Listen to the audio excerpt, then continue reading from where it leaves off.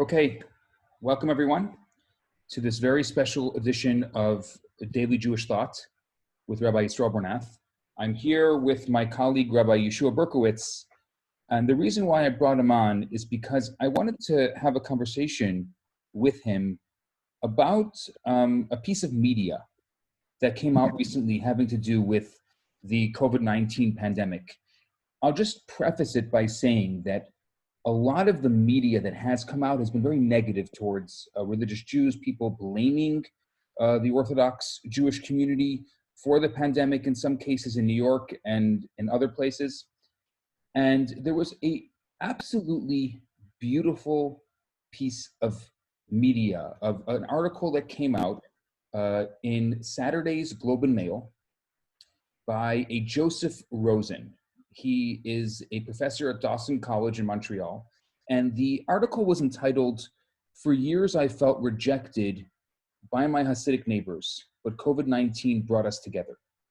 And I was literally crying when I read the article the first time. So what I thought I'd do, and by the way, just to note, the article has 66 comments under it, which I don't know if we'll have time to go through. But what I think I'm going to do tonight is I think I'm going to read the article. So that way you have an idea of what we're talking about. And then either we can talk about it in the middle of the article, or do you think, Rabbi Yosh, we should read through the whole article and then talk about it? I think it's too long, too much information to go through the whole thing and then talk about it. So we'll have to stop until we go through. So I'll start reading, and then you're welcome to stop me at any time so that we can discuss it. Okay? Mm-hmm. So once again, this is from the Globe and Mail. It's an opinion column. The top of the column has an incredible picture of a red brick building, which is typical of Outremont, where the story is taking place. And you see a number of Hasidim in talit and tefillin praying on their balconies. One's on the second floor balcony, and the other one's on the actual the bottom balcony. The bottom balcony also has a Torah laid out on it, which is very interesting. Why don't you share your screen? Yeah. Oh, that's a great idea. Well, Actually, most people are just listening to it. Yeah, most people are listening to it, so it doesn't really matter. And then there's one man who you see his back, the talit in his back, and he's on the street. So you see clearly there's quite a bit of social distancing going on, but clearly a minyan going on. So apparently this has been happening all over Outremont. Do you know anything about it more than I know? I mean, just the clips I see on Twitter from mostly non-Jews on Shabbos taking videos and audio. Yeah, that's quite something, huh? Yeah, that's really epic. And yeah, that's the positive, mostly positive for now. I mean, there was also they made baskets and letters and gave it to all the neighbors and said, thank you for letting us pray outside. I also saw an incredible picture where someone had put a banner on their front balcony that said, "We love your praying, keep it up, stay safe," exactly. Like that. Yeah. So there's been, I would say, primarily a lot of positive response to the fact that Hasidim in Outremont have gone to their prayer and doing their prayer on their balconies. Mm-hmm. So here's the article. Sorry, I'm just got to bring it up here. I'll read a piece of it, and please, Rabbi Yosh, interrupt me whenever you'd like. And Ruben Korb says on Facebook that there have been some minyanim in Kotzer Luke as well. So that's great. So I'm assuming the primarily Jewish or religiously Jewish neighborhoods have been doing these balcony porch minyans where people are social distancing. Since they're all religious Jews in the same block, they're able to do that, keeping with the government's laws and being able to pray at the same time, which is really incredible. I will say that I have not been part of a minyan in over 2 months. I unfortunately attended a funeral of someone who had passed away on Friday, and it was the first time. I had been to a number of other funerals, but this was the first one that had a minyan. So they did the Kaddish, and it was the first time I heard the Kaddish in 2 months, and it was very emotional. I was almost crying when I was answering Amen to the Kaddish, and realizing that I really hadn't been to a minyan in a very long time. Yeah, the same thing happened to me on Thursday afternoon. I just happened to be driving down the Lubavitch neighborhood at 8 p.m., which is prime mincha time, and also have not been to a minyan since right after Purim, 2 months.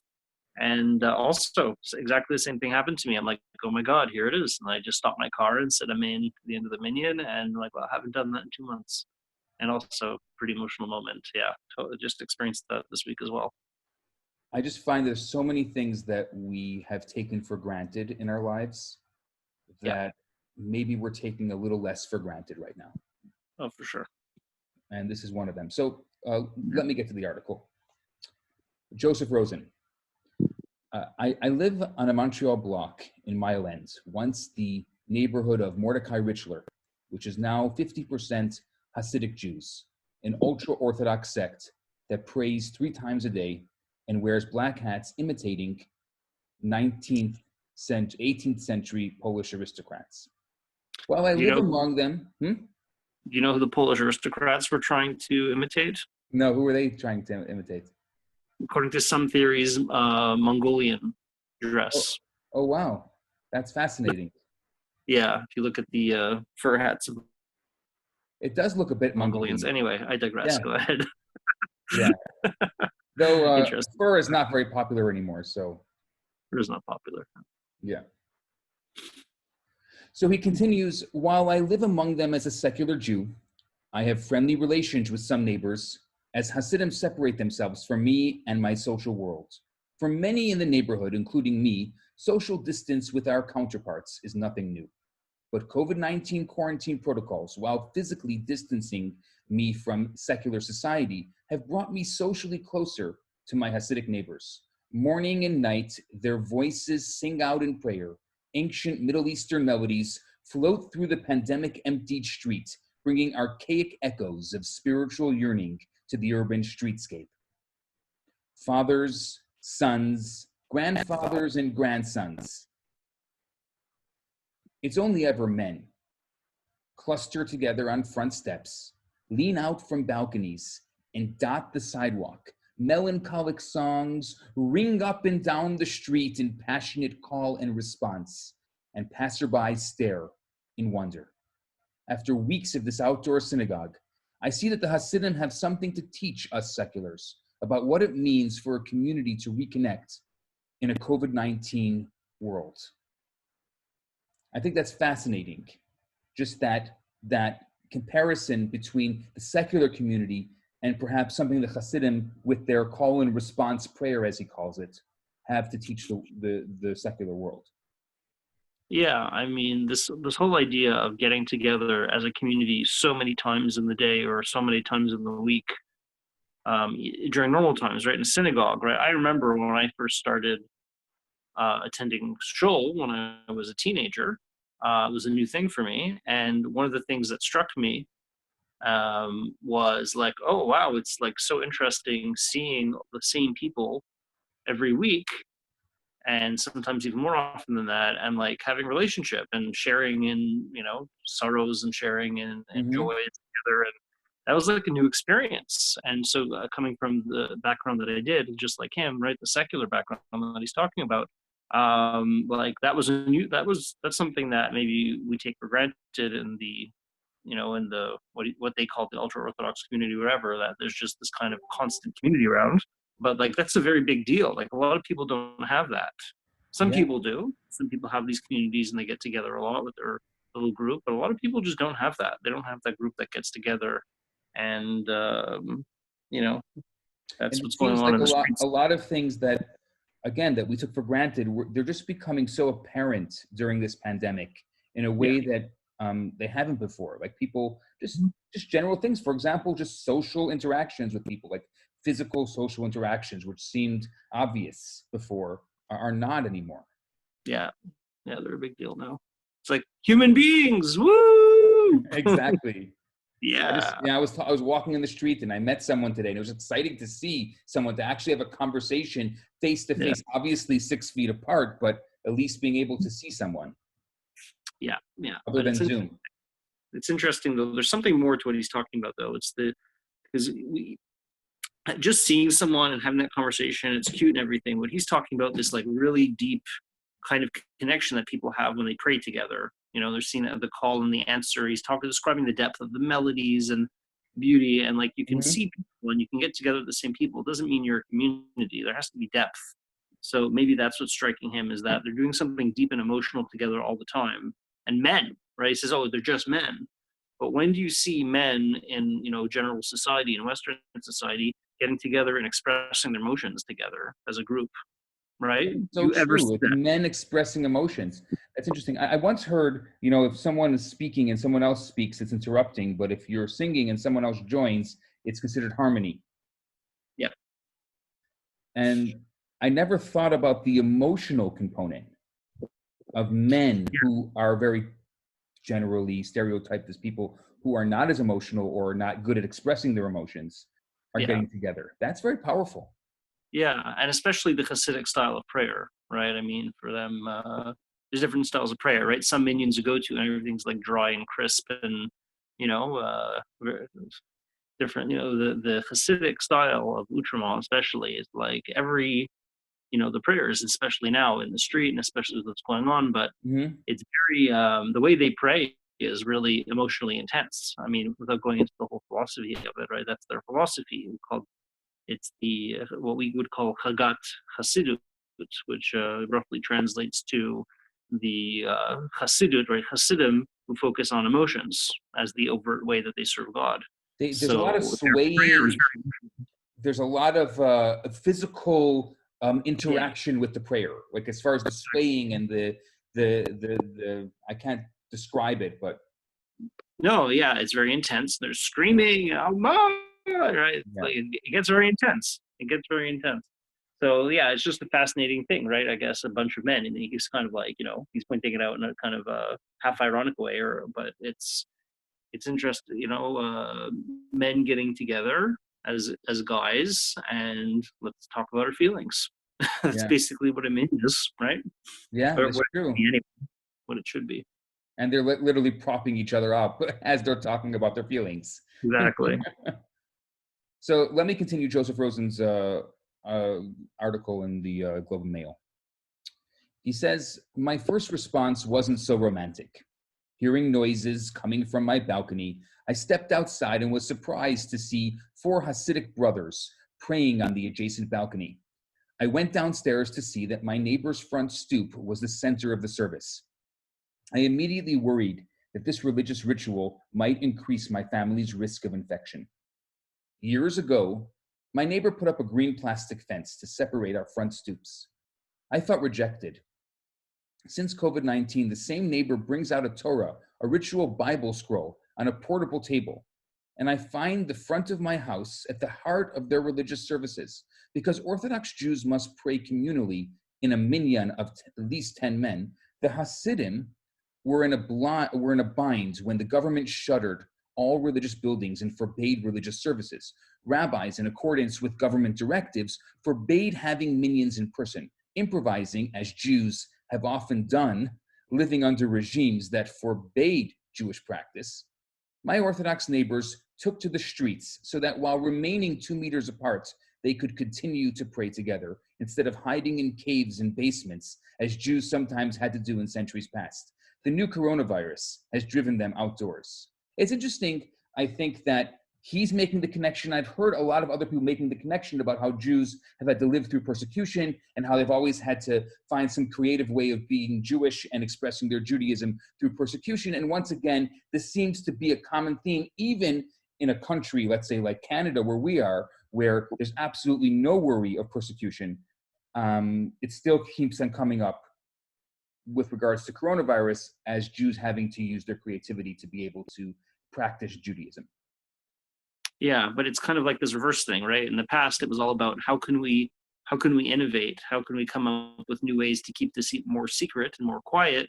Here, it's like, how can we come up with ways to keep this like more in the outdoors and more public, right? That's Yeah. like that's the direction of it. But yeah, it's had another thought. We're doing this late, but yeah. Okay, it'll come back to me. I'll continue the article. So I'm continuing Joseph Rosen's article in the Globe and Mail. One morning, my curiosity overcame my fear as I walked out to the sidewalk when I heard them chanting. As much as I enjoy secular life, I found myself missing a sense of spiritual connection. It was cold, with a smattering of April snow on the ground. In addition to COVID-19, we have to survive what Montreal calls spring, quote unquote, together.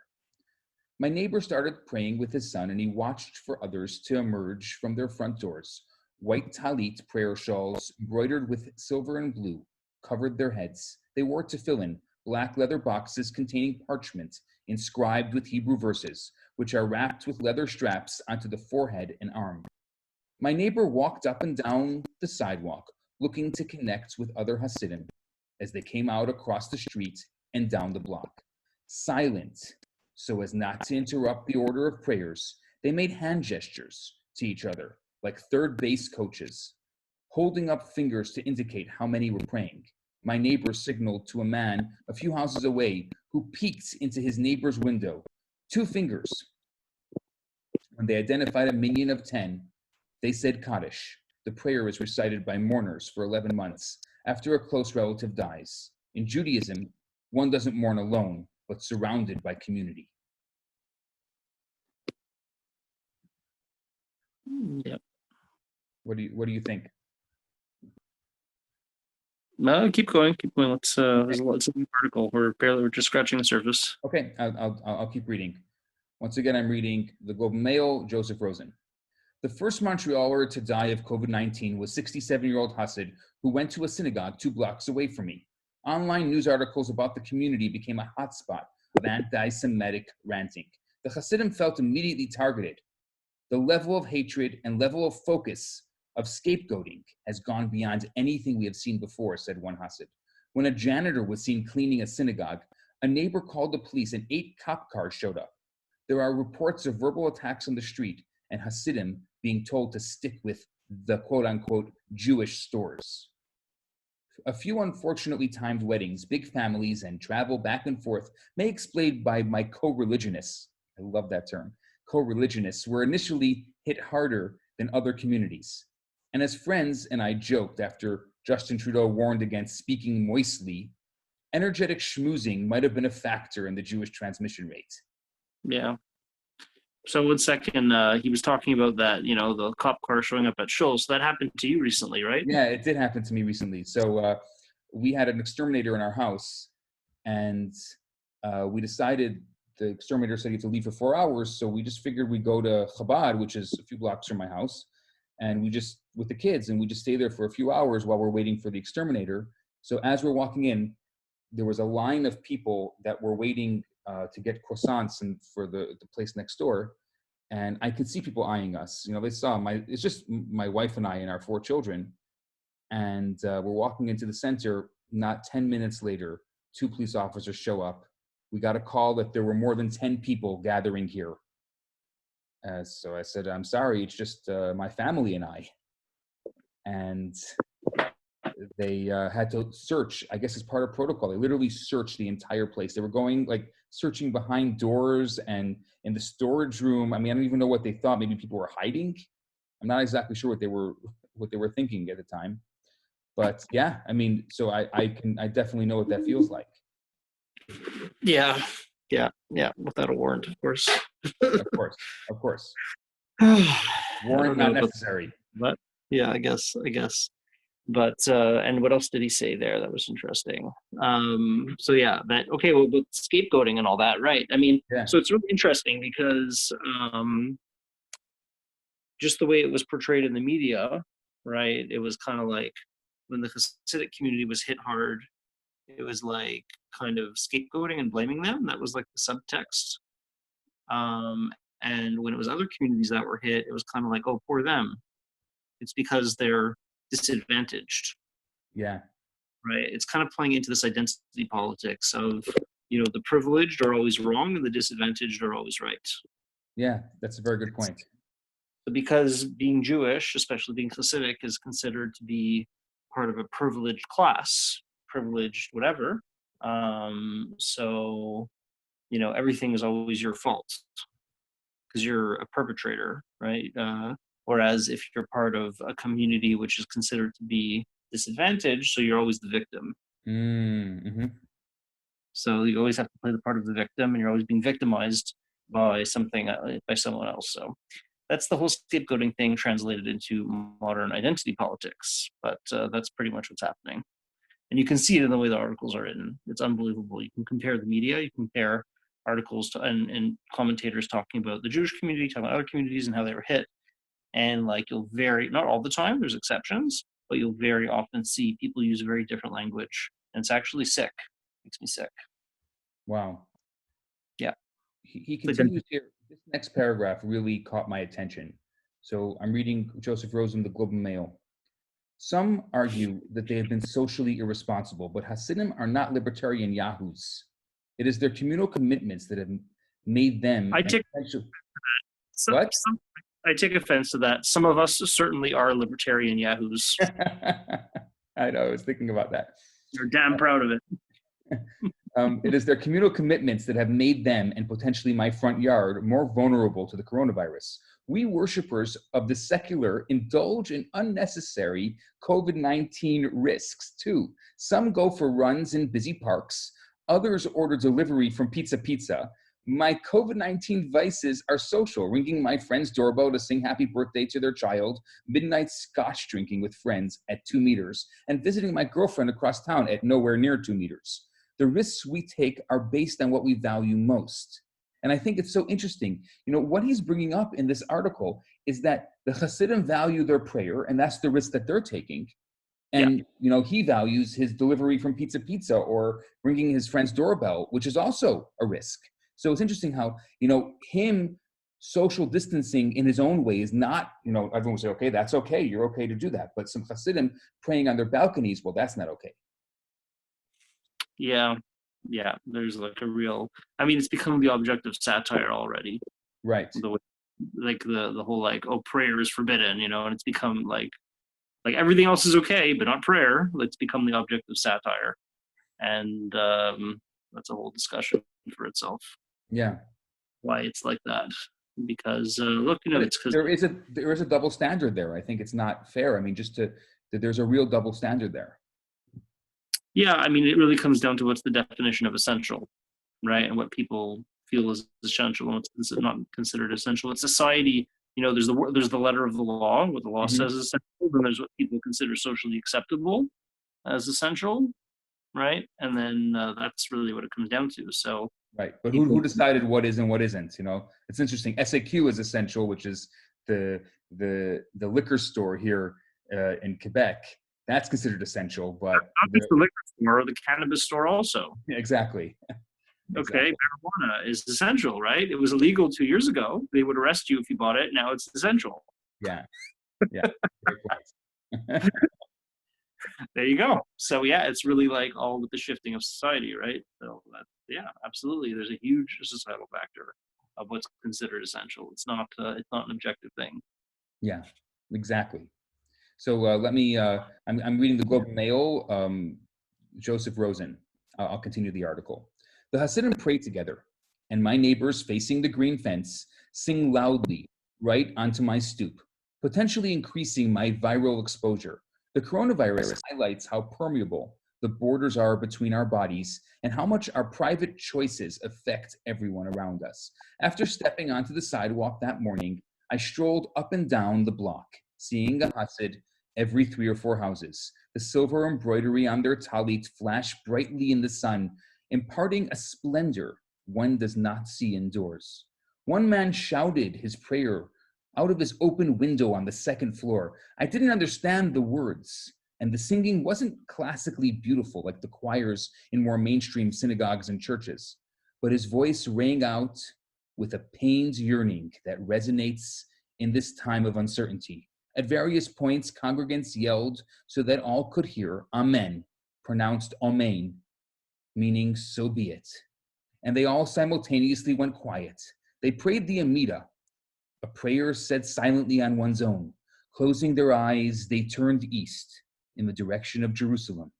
and began to bob up and down, swaying back and forth. Their fervor infected me, and I took a moment to stand in the stillness of the morning, feeling the weight and uncertainty of the pandemic that led to this outdoor synagogue. So many things seem less important, and something, although I'm not sure what, felt more important. They know what they're praying. I don't. They know what brings them together. We don't. To what will we seculars say amen? Right. So what he's talking about there is this idea of what makes a society into a society. All right. What are our shared values that we value as a society? Does that even exist? Is it even necessary? All right. That's what he's talking about. So he's talking in secular society, is it just like this civic kind of, there's no cohesion. You just kind of, we all live side by side and we just tolerate each other. Mm-hmm. Or there's supposed to be some sort of common value that unites us in a deeper way. And that's really what he's commenting on, in my opinion. Yeah, it's so powerful. Like, to what will we seculars say amen? Yeah. What values unite us? Wow. Yeah. Wow. I'll continue the article. Mm-hmm. On Saturday morning, the Jewish Sabbath, I decided to join their minyan.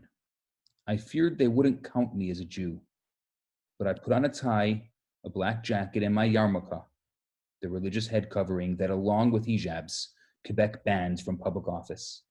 They saw me with surprised but welcoming eyes. My neighbor whisked the Torah out of his house like it was a famous celebrity, and he was a security detail. They signaled back and forth silently to determine who would read and sing which parts. I let go of my insecurity and joined the chorus shouting Amen. After the service, everyone met one another's eyes to congratulate each other. They looked at me too, smiling, and said, Good Shabbos. Infected by their communal warmth, I felt connected to these previously distant neighbors. Later that afternoon, walking down the street, I asked Acid. We need to stop there for a second. Okay, sure. So I want to talk about this. This is really interesting, right? So this is the whole thing about it's the whole right, this whole commentary on and I think it also comes up in the comments a lot over here, and I think you posted this on Facebook. It was somebody's first comment, actually, some random dude from some Quebecois dude, right? I just happened to read it on your Facebook, Rabbi. Comment just like, oh, they're finally decided to. It took COVID-19 to get the Hasidim to socially integrate, Mm-hmm. right? Yeah.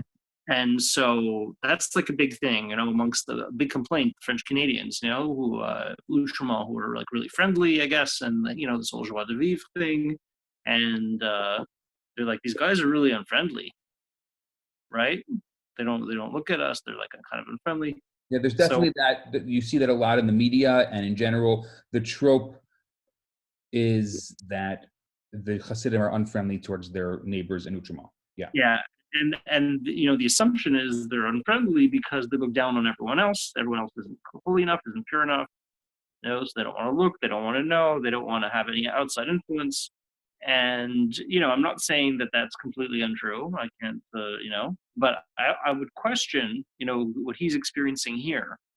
I would question how much of it is Hasidim trying to distance themselves from everyone else because they feel they need to reject everyone else, Mm-hmm. and how much of it is that they feel that everybody else is going to reject them. Oh, wow. They know that. More to that. What? Speak more to that, please. Yeah, I mean, just look. I know for myself, and you know that you look different. You know that you don't fit in the way you look, and yeah, to some extent, fine. You wanna, there's this idea of keeping the walls up. But in this day and age, I would ask how much, imagine what it feels like to be different. right? To be that different in a bigger, way bigger society, and to be dressed different, to look different. I mean, I asked the question: how much does the idea come in that you think that everybody is going to reject you? Mm-hmm. That you really, that people don't really want to know, that people are going to not really understand you. And so the second he just puts on a yarmulke and says, I'm going to really try to understand you. I'm going to get into this. I'm not just going to, treat this superficially. I'm taking the effort to come in and understand. And, it's like, it takes a second. It was like, oh, wow, they're all welcoming me. I think they were welcoming him the whole time. Right. It's the They just othering. heard he would them. We other people. We do that. People who look differently, people who, for some reason, we think they're not like us. We just other them. It's the easiest way to put them in a box and just kind of say that they're different. Yeah, I mean, I find they do all these projects now with the community. As soon as if somebody is coming to do like a project, somebody is coming to do some sort of video or documentary or something, or they want to say, I want to get to know the Hasidic Jews, right? Mm-hmm. And they're really, they have no matter what their background, somebody if not Jewish at all, it's like, well, come right on in. Like, we love to show you what we do and what we're up Right. to. You know what I mean? It's like they roll out the red carpet. They give you the tour, and here we are, and and everything's very friendly because like they feel accepted. Mm-hmm. When you see that pretty consistently. Like, they're very happy to. I think in today, maybe it wasn't true years ago, but now I feel like the cinema are very happy to show their community and show what they're all about, and they've kind of embraced their position in the media, that they are in the media quite a bit, and they said, okay, let's show everybody what we're all about. But I think they don't want to be rejected, and they don't want to be constantly misunderstood and misquoted, and just like here Joseph Rosen is doing a pretty good job with details, right? He knows quite a bit, and it's not perfect, you know what I mean? He there's a few little details here and there that are off, but he's pretty good. He knows the inside stuff, the culture. It's a very subtle culture, but they're afraid of like people who have no understanding of their culture coming in and just talking about things because they looked it up on Wikipedia and really having no idea what they're talking about the Hasidic culture, and just like totally butchering it and getting it wrong. And I've seen that so many times. Yeah, it's a very good point. Yeah. So, look how easy it was for him to be accepted, for that. It was like right away. Maybe 30 years ago that wouldn't have happened. Maybe it would have been different 30 years ago, but not today. That's interesting. And that change where I think the Hasidim are making an effort as well. I think everyone has to make that effort. Yeah. It could have to do with Chabad also. I mean, look, they know there's the media. They know that everything is recorded and everything could get written up. The guy who put up the green barrier, did he know he was going to get written up in a big newspaper about his green barrier? The last time. Very good point. What I'm saying, like, everything today is a thing. So you have to be. That's one thing. You can't live that way anymore. And also, I think the Hasidim are very aware of Jewish outreach. They all get to hear. They all know about Chabad.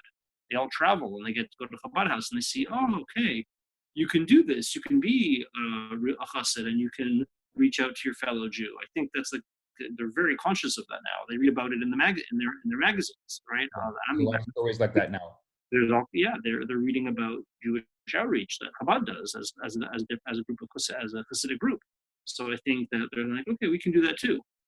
Yeah, there's an aspect of that as well, an osmosis between Hasidic groups. It's a great point. I'm going to continue the article. Yeah. So Globe and Mail, Joseph Rosen. Later that afternoon, walking down the street, I asked the Hasid about the Parsha HaShavua, the section of the Torah they read that week. It addressed impurity, how to purify women who have given birth and men who have wasted an quote-unquote emission, meaning an ejaculation that has not landed in the divinely sanctified receptacle. Such a clean way of explaining it. Fantastic. Not technically correct either, but whatever. Yes, but did a good job keeping it PG. Yeah. Then it addressed how to purify someone with leprosy after a 7-day quarantine, just like now, quote unquote, the Hasid said enthusiastically. It was a disease that no one knew how to heal. If a leper gets better, then their house remains unclean, concludes the Torah portion. It must be rebuilt using new materials. That's funny. The 14-day quarantine started Yeah.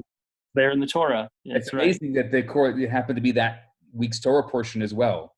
Yeah, 7 day, 14-day quarantine is right there. I not by chance, not at all. Yeah. And he finishes the article. The Hasidim have already figured out how to reorganize themselves during COVID-19 based on their deepest values. And we, one of the most privileged societies in human history, who have known neither drought nor famine, war nor plague, need to do the same. The Sabbath is the day when we pause all forms of labor. It provides an opportunity to reconnect to the deeper values guiding our work week. COVID-19 has provided us seculars with just such a pause. In this time of physical distance and suspended labor, we must reimagine how we will reorganize as a society, how we will restructure our economy to come together productively without, quote unquote, wasting emissions. Given the plague of global warming, we cannot just return to business as usual. We need to discuss whether we must rebuild our house from scratch. We must rediscover the values that guide us. This is the conversation we need to have now, passionately, but not moistly. The end of the article. I love how he finishes it with moistly. Yeah. When I heard Trudeau say that, it was quite funny the first time as well, when I heard it moistly. I love the song. In general, I really like descriptive words. So anything that's like moistly, speaking moistly. Okay, it's a great song. Yeah. Any closing words? What? Any closing words on the article? Yeah, what to talk about. I mean, it's just So it's beautiful. It's really beautiful how he says we. He starts talking about the Jewish people take on Shabbat. He says we. He really identifies with it all of a sudden. That's like a big change in the article. It's like, wow, this is like real. Like this is something, When it's a huge change. He says when he says that Amen, right? When he joins in for the first time, and it's just like we rest. Like who? Like we rest. Like he includes himself, right? Like that's huge. He's recognizing the value. He's looking at the Parsha and he's saying, wow, this is talking about today, right? This is connecting my values and what I'm doing today. And like, global warming and like issues that are like on the top, like it's like, there's some Hasid in the street who's like telling him about the portion from thousands of years ago. He's like, okay, it has to do with right now, it's relatable. So like, that's really cool, right? And this Hasid is like teaching stuff on the street. I wonder how they had the conversation about emissions. I don't know, did the guy like tell him about that in the street, or did he have to put up after? Randomly on the street. Somehow doubt it. What do you talk about on the street with your neighbors? Yeah, exactly. I'm sure that didn't happen. The rest of it, maybe. Yeah, the rest of it. Yeah, but it sounds good for the article for sure. Yeah, no, just like that. I'm sure the guy didn't like tell him about it. Like the most interesting part of the Parsha, you should know. He probably, as they were reading the Torah, he probably was reading along in whatever version of the Torah he had in his house, and he was like, "Oh, that's interesting. I'm going to include that one." Yeah, exactly. But but that there you go. Even that. So he's seeing like every little thing, right? This idea of not wasting something precious. So there's just every little idea, every value that he's connecting, right? These common values that he's reading in the Torah, and he's saying, "Wow, this is actually something to think about for today." Like, I wonder when the last time he read Torah was. Yeah, I have no idea. I mean, we were just putting words in his mouth. There's no way to know. But the point is that obviously it spikes some kind of curiosity within him. Yeah. So Anyway, did you want to read some of the comments? You can read some of the comments if there's anything that sticks out in your mind. There's 66 comments. There's a lot there, good and bad, yay and nays there, quite a bit. Okay, so give us a yay, give us an A. Let's pick it apart. Why don't you go for it? I don't even have it in front of me. Oh, you don't have it in front of you. Okay. Yeah, so the first one was from actually an hour ago. Why did the author or editor not talk or show pictures of 50% of the Hasidic population, namely females? How are they coping? Are they allowed to out of their residences? Are they allowed to go to hospitals if they think they have COVID-19? This is 21st century. Why are so many articles only about men? This seems to be a common misconception. Yeah. It's like, it sounds like everybody's like up to domestic abuse. Yeah. That's like a real, like, are they allowed to go to the hospital? Excuse me? What? What? Like, well, Over the years, we've had a lot of different types of people at our Shabbat table in our home. And so we had someone a couple years ago who showed up at the shul. I don't remember the details of how they got to our house, but the woman turns to my wife, to Sarah, in the middle of the Shabbat meal and says, "So how does it feel to be an oppressed Hasidic woman?" And Sarah looks at her and says, "Well," she didn't burst out laughing. No, she just, and her just like, she's like, "Huh?" If they only knew. Yeah, if they only knew. They only knew. I mean, again, we're just kind of feeding into the trope because here's two men, sitting here speaking about women. But I mean, if there's a woman that wants to come on, we wouldn't object. It just happens to be the two of us are talking about it. Yeah. Well, whatever. We were into the news. So yeah, I did notice a lot of the comments are like that. They picked up on his thing. He said, "Oh, it's just the men who are praying." How about this one? Yeah. This is from 17 hours ago. I don't think the author is really that secular. To me, he sounds like deep down in his heart of hearts, he wants a membership card to the club. To thine own self be true, Joseph. But remember, Joseph, it comes with a price, not the least of which has that every sperm is sacred.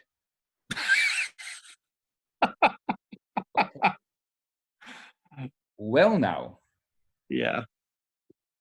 Here's an interesting one from 19 hours ago. I feel so much empathy for these people after watching Shtisel on Netflix and living in the Mile End years ago. These days, it feels so good to connect with people on any level, to celebrate a shared humanity.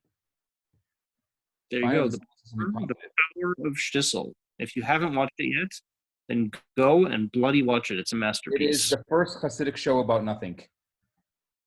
It's not about nothing. It's fantastic. It really is. It's cute. It's the power. I've heard incredible stories of people going like 180 degrees. Really? Based on Shtisel. Yeah, actually, Olga, who's in our community, told me about someone she knows. That's really amazing. I was sitting there watching Shtisel and thinking to myself, my entire education, all of my years of rabbinical school have prepared me to be able to watch Shtisel without subtitles. Yeah, that's right. Just because you have to know the Yiddish and the Hebrew, like there's so much innuendo, they call it, in it. Yeah, as you have to understand Israeli culture, you have to get exactly. And yeah, it's pretty good. One day we have to do a podcast just on Shtisel and analyzing it and talking about it. More than a podcast, we're doing people for a long time. People have wanted to do a class. Maybe we'll do it next week. Yeah, let's do a class. That would be great. Do a class on Shtisel, yeah. Here's another comment. Great article, well written in a creative fashion, but also very informative. It makes one feel blessed that we live in a country that condones this type of lifestyle and way of worship. I love that. Yeah. Maybe one more. Maybe something. Give us the nastiest comment you can find. The most depraved. This article was poetic. It uplifted and resonated with me. I'm a practicing Catholic, and I've missed going to Mass and community of my people. Very beautiful. Cool. Here's one. This article couldn't have been written by a Josepha Rosen. Imagine myself or any Josepha stepping out of our apartment and attempting to join the prayers. Rosen writes that post-COVID, we must rediscover the values that guides us. Let's start with his neighbors discovering that women need to be cleansed after childbirth, among other faulty beliefs about my gender. Mm-hmm. It's a common misconception. I wouldn't laugh at it. I think it's important, but no, I'm not laughing at it. I'm just saying that it's a common misconception. Yeah, well, misconception. I don't know what it is. It's there's a serious The idea angst, of and I being think dirty and clean, for example. That, yeah, it's one misconception among thousands. Like, can the women go to the hospital if they're sick? You know what right. I mean? Like, it's one of thousands of misconceptions and misunderstandings. And if maybe that's something that's needed for the future. I feel like they need to do some media, some expose, some more Hmm. on. Look, at the end of the day, it's all about hearing from those people. So let's hear from the Hasidic women. I think that would be like a nice thing to get into. I think it's very important, very, very important. Yeah. I People that mean, there should be. Well, they now have a Hasidic city councilor in Utrama, who's a woman, Mindy yeah, Pollack. but that doesn't go with the narrative. Like, you're not going to hear anyone say that. Like, the highest ranking, Hasidic politician is a woman, right, in Canada. Actually in the United States as well. You know, I think the only Hasidic person to be like a serious, pretty high level judge is also a woman, right? Right. In New York City.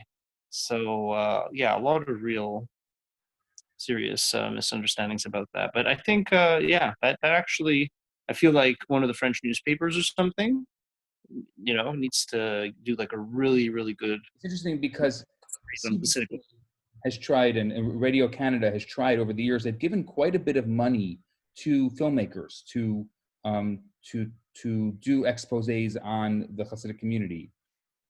I've seen them all of them that could have come out. Nothing is even worth its weight in anything. I mean, they always, because the problem is it's always an outsider looking in. So you're going to come with your preconceptions, you're going to come with your bias, uh, and because of that, a lot of the uh, people who have done films and who have done uh, articles on the Hasidic community, there's always this bias that's attached to it.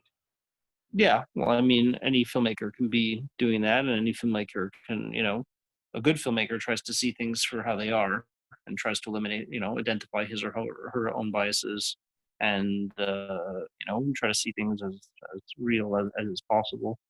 But yeah, that's something that remains to be done. That's the conclusion. There is that there's so many misunderstandings and misconceptions. We need to hear from the Hasidic women, let them tell their story, Yeah, and probably what needs to happen next.